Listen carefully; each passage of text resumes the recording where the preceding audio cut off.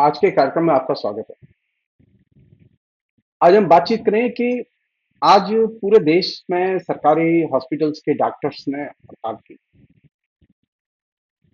और इस हड़ताल का एक बहुत ही महत्वपूर्ण कारण है जिसकी वजह से हड़ताल की गई वो ये कि एक यंग डॉक्टर जिसे हम लोग वो कलकत्ते में आरजी कार हॉस्पिटल में पढ़ रही थी और ट्रेनी डॉक्टर थी।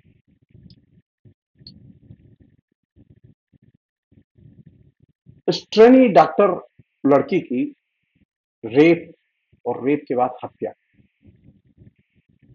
और ये हॉस्पिटल के अंदर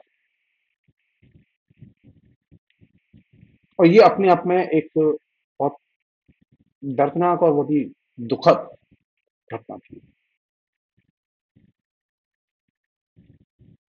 इस घटना से इसकी जितनी निंदा की जाए उतनी कम है।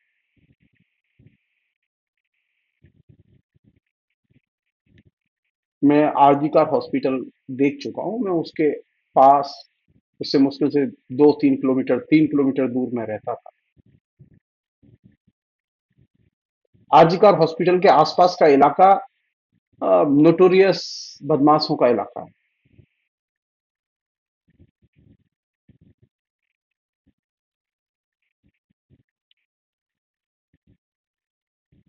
आरजी कार हॉस्पिटल में जिस व्यक्ति ने इस लेडी डॉक्टर की हत्या की वो एक तरह से अगर मुझसे पूछे तो एक बहुत ही अपराधी दिमाग का व्यक्ति है। अफसोस की बात है कि इस अपराधी दिमाग के व्यक्ति को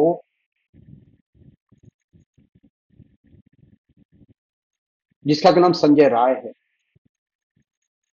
उसने अपना अपराध कबूल किया है कि हाँ उसने हत्या की, ये उसने माना है। वह एक तरह से सिविक वॉलंटियर के तौर पर काम करता था और वो सिविक वॉलंटियर के तौर पर काम कैसे करता था? वह कलकत्ता पुलिस के डिजास्टर्स मैनेजमेंट का मैनेजमेंट फोर्स का और पुलिस वेलफेयर एसोसिएशन का सदस्य था।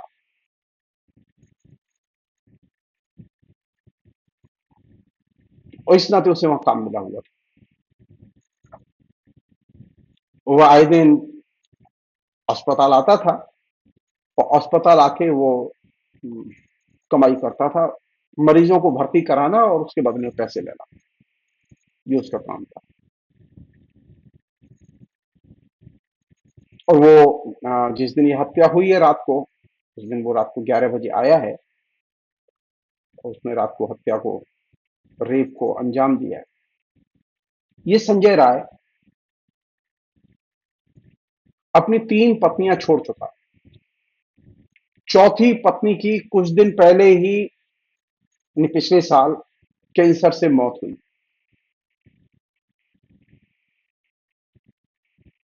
मैं फिर रिपीट कर रहा हूं, संजय राय एक दिमागी तौर पर क्रिमिनल दिमाग का व्यक्ति।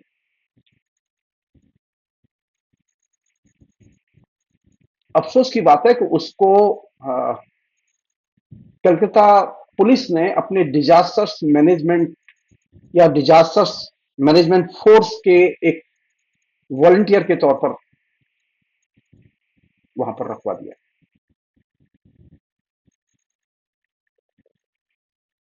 आज जो हड़ताल हुई पूरे देश में, उस हड़ताल का आह्वान किया था रेजिडेंट डॉक्टरों के संगठन federation of all India resident doctors association ने।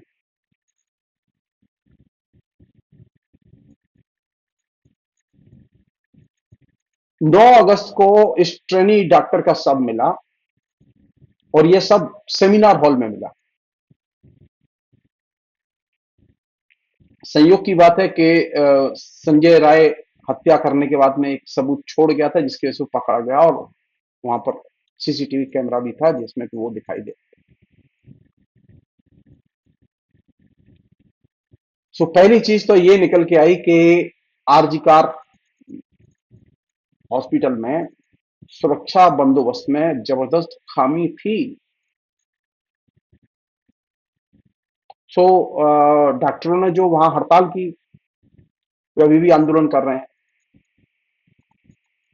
उन लोगों ने ये मांग की कि वहां सीसीटीवी कैमरे चारों तरफ लगाए जाएं और सुरक्षा बंदोबस्त पुख्ता किया जाए और वहां निगरानी बढ़ाई जाए।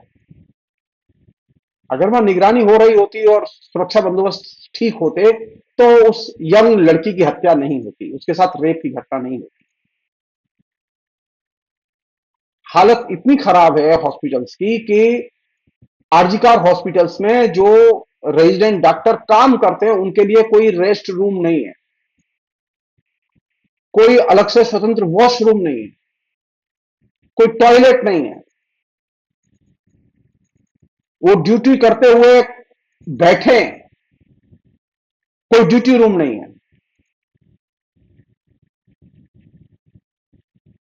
जाहिर है डॉक्टरों ने जब आंदोलन किया और हड़ताल की और अपना मांग पत्र दिया तो इन सब चीजों की उन्होंने मांग की सरकार से।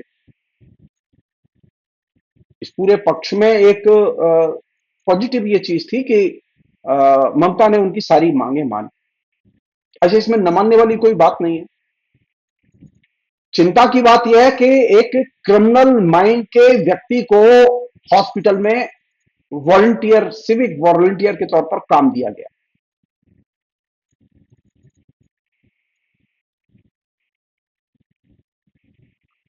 ममता ने इस घटना की तीखी निंदा की और उसने अपने तरीके से डॉक्टरों की मांगों का समर्थन भी किया और यह भी कहा कि यह मेरे लिए व्यक्तिगत क्षति जैसा है उस लड़की का मरना। यह भी माना कि रेजिडेंट डॉक्टरों का गुस्सा और उनकी मांग जायज है और मैं इसका समर्थन करता हूं।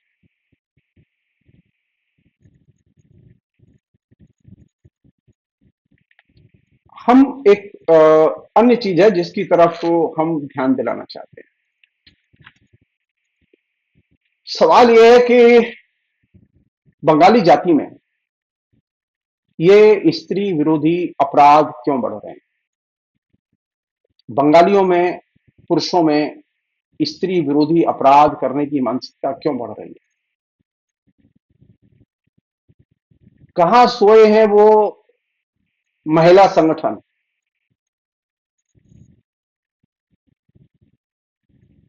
ये तमाम महिला संगठन थे, जागरूक महिला संगठन थे, जिनका कि कोई असर, लेफ्ट मूवमेंट, उसका कोई असर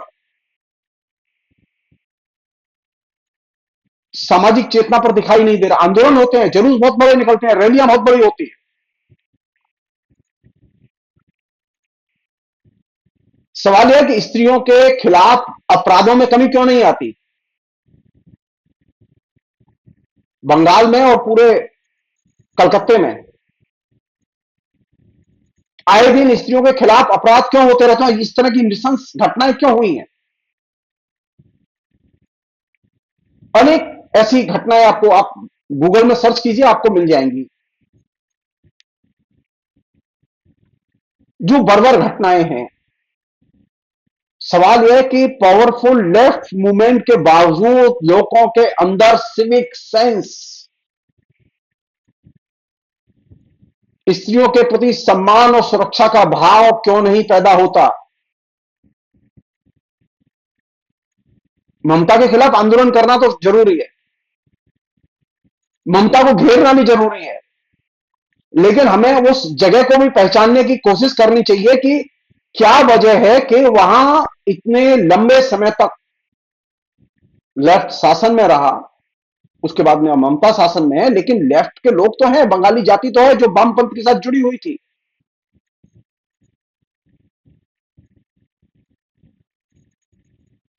तो स्त्रियों के ऊपर हमले क्यों हो रहे हैं? ये वायलेंस की घटनाएं क्यों हो रही हैं? सवाल तो उठेगा। अगर हाथरस में घटना होगी और उसके लिए सवाल पूछा जाएगा योगी से और मोदी से, रेप की घटना पर, तो निश्चित तौर पर ममता से सवाल पूछा जाएगा। ममता के प्रति लोगों का गुस्सा निकलेगा। ममता इस ये कह के अपने जिम्मेदारी से भाग नहीं सकती कि वह छात्रों की मांग से सहमत है, उनकी जायज मांग है। छात्र क्या मांग करने गए थे उनके पास में? छात्र ये मांग करने गए थे कि उनके पास में आराम रूम नहीं है, उनके पास वॉशरूम नहीं है, उनके पास टॉयलेट नहीं है, उनकी जो है ड्यूटी रूम नहीं है, उनके पास में सिक्योरिटी नहीं है, वहां सीसीटीवी कैमरे लगा जाए। इसमें तो कोई भी मान लेगा। सवाल यह कि आरजी कार के आसपास का इलाका और आरजी कार के अंदर क्या अपराधियों को भगाने में ममता सरकार सफल हुई? हम बहुत साफ कहना चाहते हैं कि ममता सरकार सफल नहीं हुई। आरजी कार के आसपास का इलाका बदमाशों का डेन है। मैं 2016-17 तक वहां रहा हूं। ऐसा कोई मुझे तर्क नहीं दिखाई दे रहा कि 2017 के बाद में वहां एकदम आ, बंधुत्व का भाव लौटाया हो और अपराधी भाग गए। नहीं, ये घटना उस सामान्य सी चीज की जो चारों तरफ फैली हुई है उसकी अभिव्यक्ति है। वो सब लोग जानते थे कि संजय राय जब हॉस्पिटल आता है तो वो मरीजों को भर्ती कराने के नाम पर मरीजों से पैसे लेता है, उनको भर्ती भी कराता है। तो क्या इस तरह के जो ठग हैं, दलाल हैं, उनको रोका गया? क्या उन पर पाबंदी लगाई गई? क्या उनकी गिरफ्तारी हुई? नहीं। संजय राय भी पकड़ में नहीं आते अगर सीसीटीवी फुटेज और ब्लूटूथ उसके कान से गिरा ना होता, जिसे उसके मोबाइल से कनेक्ट करके देखा गया, वो पाया गया कि वो ब्लूटूथ उसी का है। उसके बाद वो पकड़ा गया।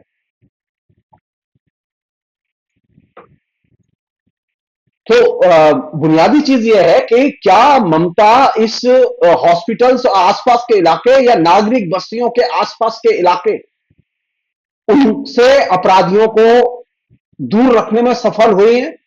नहीं। अपराधी नागरिक बस्तियों में घूम रहे हैं। अपराधी नागरिक बस्तियों के इर्द गिर्द डेरा डाले हुए हैं। ये कैसा बंगाल है? ये भद्र समाज है या ये क्रिमिनल समाज है? बंगालियों में इतने क्रिमिनल कहां से आए? इतनी इस तरह की हिंसक और स्त्री विरोधी मानसिकता कहां से आई? आज से 40-50 साल पहले तो बंगाली ऐसे नहीं थे।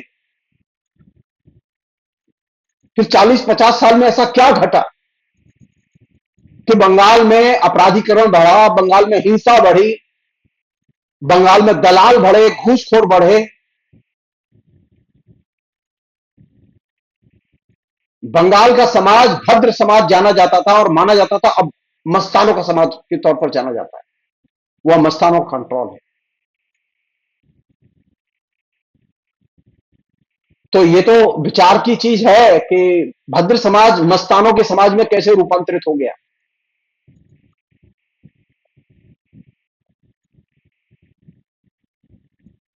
सभ्य सुशिक्षित बंगालियों का अभाव नहीं है, लेकिन अब वे हाशिए पर। क्यों? क्योंकि समाज में अपराधीकरण तेजी से बढ़ रहा है और यह चिंता की चीज है। यह अपराधीकरण तब बढ़ रहा है जबकि वामपंथ था। यह अपराधीकरण तब भी बढ़ा जब वामपंथ चला गया और जोर से बढ़ा। इसका मतलब है जो अपराधीकरण है उस पर न वामपंथी विचारधारा का कोई असर होता है, न दक्षिणपंथी विचारधारा का कोई असर होता है, क्योंकि अपराधीकरण यूपी में भी है, अपराधीकरण अपराधीकरण राजस्थान में भी है और अपराधीकरण बंगाल में भी है। तो जब अपराधीकरण इन सब जगहों पर है और बंगाल में भी है, तो फिर नवजागरण का और बंगाली चेतना का और विकसित चेतना का अंतर क्या है? बंगाली जाति किस बात पर अपना गुरूर बरकरार रखेगी? ये चिंता की चीज है। आरजी कार हॉस्पिटल की घटना बृहत्तर बंगला समाज में जो अपराधीकरण की प्रक्रिया विकसित हुई है, और वह अपराधीकरण की प्रक्रिया राष्ट्रीय स्तर पर जो अपराधीकरण की प्रक्रिया उसका अभिन्न हिस्सा है। समाज के अपराधीकरण ने सभी विचारधाराओं को एक तरह से अपाहिज बना दिया है और निष्प्रभावी कर दिया है। क्रिमिनल्स के सामने सभी नेता और सभी दल नतमस्तक होने के लिए विवश हैं, कोई कमरे में, कोई कमरे के बाहर, कोई राजनीतिक मंच पर, कोई राजनीतिक मंच के पीछे।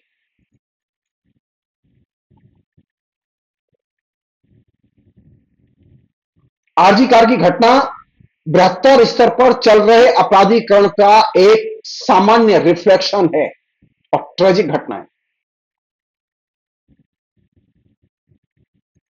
आप भूल जाइए उस बंगाल को जिसमें राजा राममोहन राय पैदा हुए थे, उस भूल जाइए उस बंगाल को जिसमें ईश्वर विद्यासागर पैदा हुए थे।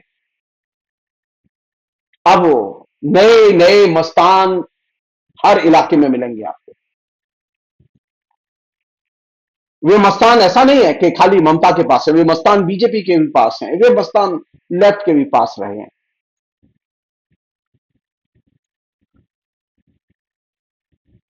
तो जब मस्तानों की पॉलिटिक्स करेंगे तो अपराधियों के गिरोहों के आप नीचे, या हम एक अपराधीकरण के जूते तले आपकी डेमोक्रेसी रहेगी, आपका सिस्टम रहेगा। मैं कई वीडियो कर चुका हूं पहले, मैं उसे रिपीट नहीं करना चाहता। मैं सिर्फ जो चीज आपसे शेयर करना चाहता हूं कि बंगाल का एकदम अपराधीकरण बहुत पहले हो चुका है और अब तो वो पीक पर है। हम सोचें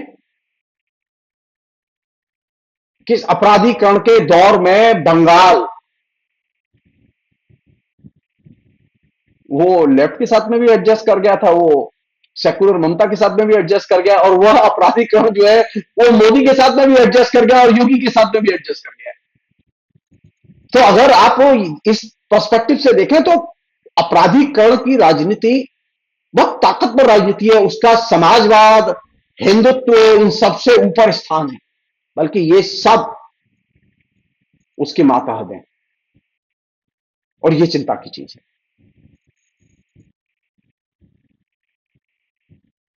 कभी भी किसी के ऊपर और खासतौर पर स्त्रियों के ऊपर हमले हो सकते हैं, ये एक सामान्य सी चीज हो गई है। आए दिन